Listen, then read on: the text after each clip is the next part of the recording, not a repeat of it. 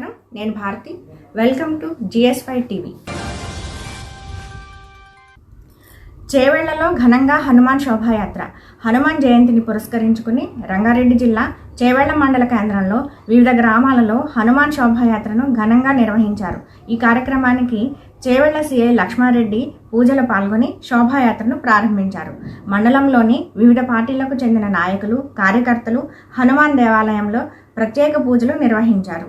చేవెళ్ల పరిధిలోని ఊరెళ్ల, మల్కాపూర్, అల్లవాడ, దేవుని ఎర్రవల్లి గ్రామాలలో హనుమాన్ భక్తులు కాషాయపు జెండాలతో భారీగా ర్యాలీలో పాల్గొన్నారు.